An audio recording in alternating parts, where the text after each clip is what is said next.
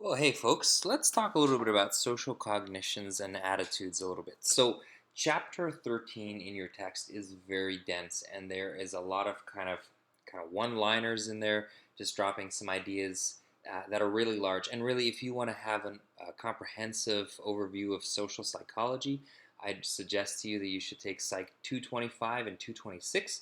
Those courses really cover both kind of individual as well as group norm kind of factors that influence social processes in a much more in-depth way than this course can. I mean, we're going to be dealing here with one lecture on a very massive topic. So this is a highlights reel. So I really just want to, tell you to buckle in and strap down, and we are going to see what we can kind of learn. So, when we're talking about social cognition, what we're talking about is the area of social psychology that focuses on how people think about others and about the social world. So, researchers study how often people make sense of themselves and others to make judgments, form attitudes, and make predictions about the future.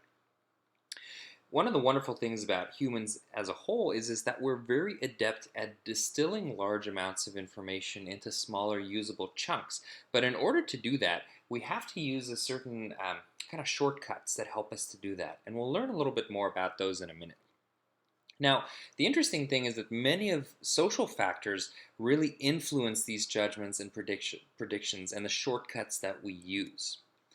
Now, in order to distill information, and necessarily when we distill a large amount of information, we tend to simplify and sometimes we tend to oversimplify our social world. Now, we simplify all the information in our environments so that we can attend to the things that are important and the things that can help us to make decisions quickly and efficiently. And the way that we do this is through forming things that we call schemas. So, schemas are kind of mental models or representations of any of the various things we come across in our daily lives. We hold schemas about almost anything, whether it's people, ourselves, and recurring events. Another way that we simplify our social world is by using heuristics, and these are mental shortcuts that reduce complex problem solving to more simple, kind of rule-based decisions. So, for example, and there are many different types of heuristics, people rely on one thing that we call a representativeness heuristic. And that's simply judging the likelihood of the object belonging to a category based on how similar it is to one's mental representation of that category. So, for example, if you meet a new breed of dog, you know that that belongs to the heuristic of dogs, right? And so, whenever we encounter something that's maybe a little bit outside of our norm, we kind of look back and we say, well, likely this thing will fit into this category because it represents or it looks like something that should belong to that category. The other thing that we do is we also attempt to judge the likelihood that things will happen by using what we call the availability heuristic. Now, this heuristic can be less reliable when we're judging the frequency of infrequent but highly accessible events. Um, yeah. In addition, when we're looking at social cognition, we also kind of look at how do we explain other people's behavior. And so, one of the theories that's been very helpful for that is a theory called attribution theory. And that's the theory that people are motivated to explain their own and other people's behavior by attributing causes of that behavior to a situation or a disposition. Now, this is one area that I find particularly interesting because we tend to do it all the time. And one of the main kind of attributions that we make is what we call the fundamental attribution error. And that's the tendency to overestimate personality factors and underestimate the influence of the situation when we explain other people's behaviors. So, for example, one of the examples that I often use is when I'm driving, if somebody cuts me off, I tend to come up with, a whole list or string of kind of bad names to call that person. Whereas if I'm with my wife, she has a really great ability of saying things like, "Oh, well, maybe they're just late because they're kind of, um, they're rushing because got to get to the hospital, or maybe they're late from picking their kid up from daycare, or things like that." Now, the fundamental attribution error is exactly that we tend to overestimate personality factors in a situation. So, whereas I might be saying, well, that person's just no good or they're just an awful human being, so I'm overestimating the personality factors, I'm not really looking clearly at some of the actual situational factors that might influence why that person is engaging in that behavior.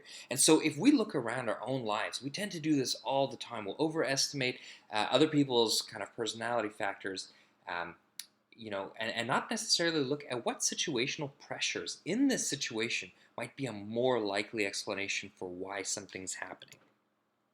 Now, the interesting thing is we like to switch this around when it comes to ourselves. And so we use what's called the self-serving bias. And that's the tendency that we kind of attribute successes to ourselves and our failures to other people or to the situation. So what I mean by this is, so for example, you've got a midterm coming up, right? Now, if you do really well on this midterm, you're going to say things to yourself like, wow, I deserve that. I studied really hard, I took really good notes, I'm just a really smart student, whatever. We kind of use these things that we kind of puff ourselves up. Now let's say though you do very poorly on this midterm exam. Well, then you might say things like, well, I didn't have the chance to study because my partner was sick and so I didn't get a good sleep, or maybe the prof is just really bad at lecturing, or maybe the test was just too hard, or whatever, right? So we kind of explain away why a failure may not be attributed to ourselves. Now, these are very normal things that we do, and the reason we do them is because it helps to maintain our self-esteem, it helps to maintain our sense of control over our world, and so this is by no means me kind of, trying to shame anybody, but just to point out that these are biases and kind of attributions that we use on a daily basis. Here's another one, and it's this just world hypothesis. And basically, it's the belief that most of us hold that the world is actually fair, that justice is served, that bad people are punished, and good people are rewarded. I mean, I've just described to you basically the plot of most Hollywood movies out there. And at a very deep level, we tend to believe these things. However, the problem is when we do that, then what we tend to do is if somebody encounters something opposite of that, that can lead to us blaming the victim and saying, well, it's something that's their fault. We see the just world hypothesis at play a lot of times in sexual assault cases. And because of this, error in attribution, we've actually seen laws change because we've recognized that this is something that as humans we tend to be fallible towards. Now, at the same time, not only do we kind of use attributions to describe the social world and we kind of have schemas about the social world, we tend to, love making predictions. One of the things that's very challenging, though, is that we're not really good at making predictions kind of about ourselves. We don't hold a lot of great insight when it comes towards ourselves. So for example, here are some kind of common fallacies that we encounter every single day. One of them is called the planning fallacy, and that's the tendency for us to estimate how much time it will take to complete a task. Now, this fallacy can be more exaggerated in persons, for example, with the diagnosis of ADHD, but most of us tend to fall prey to this planning fallacy. Here's another thing too that we often use, and we call it affective forecasting. And so this is affect as in emotion. And this is regarding our predictions of our future feelings. So, one of the things is that we can be fairly accurate in some ways about predicting how we'll feel in the future, right? So we can maybe say, for example, I'm pretty sure after this breakup, eventually I'll feel okay. But one of the ways that we're very limited when we're forecasting our feelings is that we tend to believe that the intensity of the pain will be much stronger than what it actually is, and we also believe that it's going to last much longer than what it actually does. And so when it comes to forecasting our mood for the future, we're not super good at that. Now, predictions about future feelings are influenced by what we call the impact bias. And that's the tendency for a person to overestimate the intensity of their future feelings. And so this is what I was just kind of describing there for you. So in general, we overestimate how badly we'll feel after a negative event, and we tend to overestimate how happy we will feel after a positive event. So we think we'll feel way happier than what we actually do, and we tend to believe that we're going to feel way worse than what we actually do. Another factor in this affective forecasting is what we call the durability bias, and that's the tendency to, again, overestimate how long positive and negative events will affect us. We tend to really think it's going to be way longer than what it is. This bias tends to be greater for negative events than for positive events, and it occurs because people are unaware of the many psychological mechanisms that help us to actually cope and to respond well to negative events. Our reasoning is often influenced by our motivations and our mood, just as this last kind of slide set us up, right? So we talk about this idea of hot cognition. And hot cognition refers to kind of the mental processes that are influenced by our desires and by our feelings. So when we've got directional goals, right? We've got goals that we're directing in a particular direction. We're motivated to reach a particular outcome or judgment, and we don't process information in a cold, objective manner. As much as we would like to think that we are detached and just, looking at the goal simply for the goal, the reality is we cannot underestimate the power of emotion when we look at a goal. So even a simple goal like I'm going to go do my 4-year degree in nursing or my 4-year degree in psych or whatever, right? We may have a direction that we're going, but oftentimes it's not fueled by the cold calculated the steps that I'm going to need to take to get there. It is really fueled by this hot cognition. Now, directional goals can bias our thinking in many ways, such as leading to another concept that we call motivated skepticism. So that's when we're skeptical of evidence that goes against what we want to believe, despite the strength of the evidence.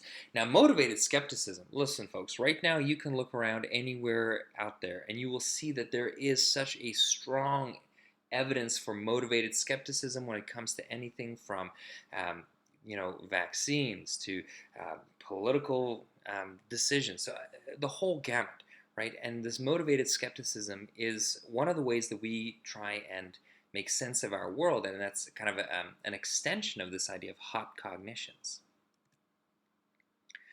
There's also situations in which we don't have wishes for a particular outcome, but our goals bias our reasoning in any ways. So for example, we've also found that people tend to have a need for closure. We feel like a desire to come to a decision, and oftentimes it comes, due to time constraints as well as kind of individual differences. And this problem leads to something that we call satisficing. We have this need for closure, so sometimes we don't make the best decision. We just make a decision so we can close off a thing and move on to the next. Now, the other thing too is that many of our decisions are based in part on our memories of past events. Again, thinking back to this idea of schemas, right?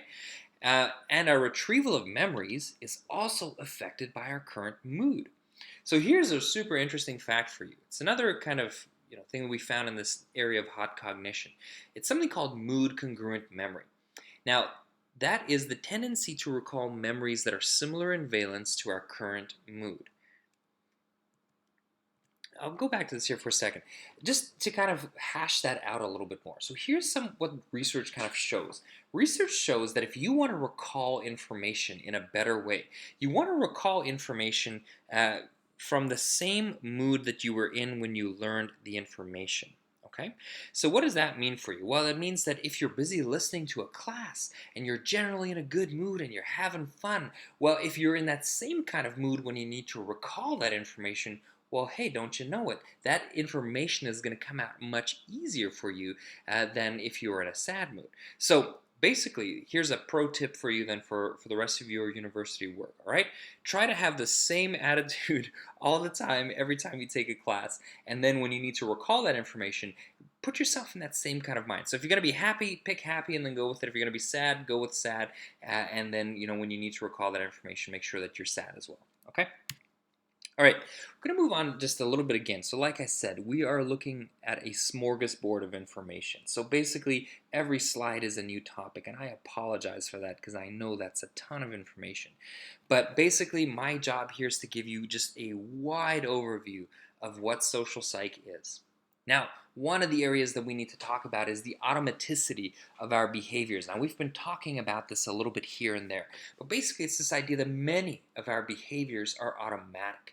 They're unintentional, uncontrollable, they often occur outside of our conscious awareness, and they're very cognitively efficient because we don't have to process that information in a conscientious or a conscious way.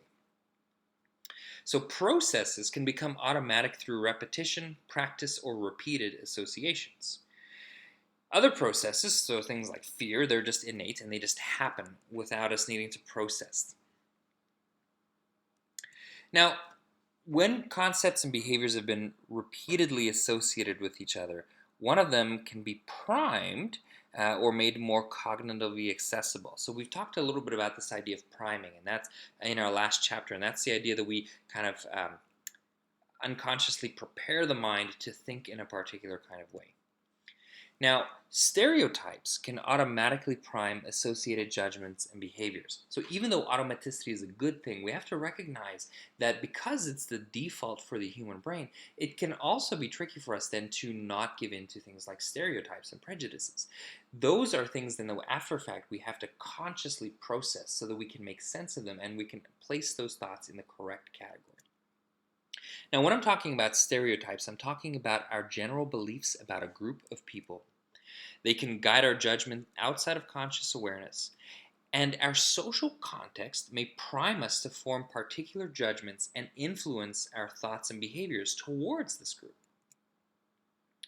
Now, because of this, we've spent a lot of time as psychologists looking at how are ways then that we can measure the automaticity of some of these thoughts. And I'm going to talk about that in just a moment here. But before getting there, there's just a few other steps to kind of set up to lead into that. Now, in order to measure those types of things, we try to measure people's attitudes. And so attitudes are kind of our general evaluations of things that can bias us towards having a particular response. This bias can be long or short term, and it can be overridden by another experience with the object. Now, traditionally, attitudes have been measured through explicit attitude measures. And in these, we're directly asking someone to provide their attitudes towards objects, people, or issues. So, using things like interview or survey to get that information. Now, these measures are fairly good at predicting people's actual behaviors, but at the same time, there are limitations to them. And that really just makes sense because if you think of how we're busy getting that information from people. First of all, here's one big thing. People aren't always aware of their true attitudes, right? Another thing is that people may also not want to admit their true attitudes due to other social pressures. So remember, we've got a social cognition and we're aware socially of what's going on in our world. Because of that, sometimes we may limit the types of attitudes that we present because we don't want people to know what we're really actually thinking. So explicit attitude measures may be particularly unreliable when we're asking about controversial attitudes or behaviors that are attitudes that are very much outside of kind of the social norms. So because of this, we have looked at ways of studying implicit measures of attitudes. So implicit attitudes are attitudes that a person does not verbally or overtly express. So implicit measures of attitudes infer the participant's attitude rather than having the participant explicitly report it. So for example, looking at things like a reaction time or particular choices that a participant might make. Now, one of the not gold standards, one of the most widely used tests or measures of implicit attitudes is the implicit association test. What this measures is how quickly a participant pairs a concept with an attribute. So the participant's response time in pairing the concept with the attribute indicates how strongly the participant associates the two with each other. Now, so just to kind of back up and give a little bit of context of that. So one of the areas that the IAT has studied is regarding issues of race. So for example, on this test, there might be there might be pictures of a Caucasian person, and then on the right-hand side, there might be different attitudes that you could match with that. So good, bad, honorable, low life, scum, whatever, any of those kinds of things. And so then you'd be shown the picture, and then you have to pick one of those labels. And then you'd be shown a picture of, for example, a person who is African American, and then have to pick from one of those labels. And then maybe a person who is of Asian descent, and then pick one of those labels. And so it's looking to see there what your reaction time is between the face that you see and then the attribute you describe to that person. Now, in addition to kind of matching that, you could also use what's called an evaluative priming task. And that measures how quickly a participant labels the valence, so whether it's a positive or a negative thing, of the attitude object when it appears immediately after a positive or negative image. So basically, it's the same idea. This is talking really about what the IAT does, but it's looking at kind of the valence as well. So there's different ways that you can kind of measure it, whether it's measuring the concept with the person or the particular valence, if it's a positive or a negative kind of thing. The more quickly a participant labels the attitude object after being primed with a positive versus negative image indicates how positively the participant evaluates the object. Now, implicit attitudes are sometimes inconsistent with explicitly held attitudes. We know that there is this inconsistency for people. However, we also think that implicit measures may reveal biases that people don't self-report. So, for example, many researchers feel that implicit attitude measures are especially useful for examining controversial attitudes, so things like racial biases. Even though individuals are often unaware of their implicit attitudes, these attitudes can have serious implications for their behavior. And so you can see from a psychological perspective why it would be important for us to want to understand how to measure implicit attitudes, because that is something that can have a extremely positive or extremely negative effect on people. And if we want to teach or change our world, we have to figure out how to deal with both explicit and implicit attitudes. Now, the IAT is not without its criticisms. So, for example, one major criticism of the IAT is that the public in general has accepted this test very well, but the problem is, from a scientific perspective, the test does have issues from a psychometric kind of measurement standpoint. So if the validity of the test is not established, which at this moment in time it's not, then what are we really doing? Are we actually measuring implicit attitudes? Now you might say, okay, well that's a big claim, John, to say the validity of the test is not established, but just follow along with me. There's a couple other things that I think kind of point that out. So for example, another concern is that the cutoffs that are used to determine whether an implicit bias is present have not really been hashed out well. Now, as you remember from our lecture on kind of research methods, if we're going to use cutoffs, they should be norm-based, they should be meaningful. The number that we use, the value, should have a real meaning in the real world. Otherwise, again, we're just making stuff up. The other thing too is that this test is very sensitive to external influences, which may not necessarily be the personally held beliefs of the person. Well, if that's the case, so if we're actually then detecting the social context where the test is happening on, we're also then dealing with issues then of reliability. So for example, if your context changes depending on where you're taking this test, well then we're probably not dealing in the realm of reliability. Right? Again, if the context is changing your answers on the test, that also would affect things like the validity, right? So the IAT is not without its criticisms. So at the same time, I don't think we should say like, let's just dump it, it's no good. But we are still really needing to find better ways to measure these implicit attitudes. Now, I'd like for you to actually take this test, and you can take it for free. The link is right here, and I'd love to hear your thoughts after taking it. What are your thoughts? What did you see? What did you find interesting? What did you find disturbing? What did you find that for you it demonstrates kind of reliability or validity? What questions do you have? I'm going to pause here for now. We're going to pick things up in a minute. See you soon.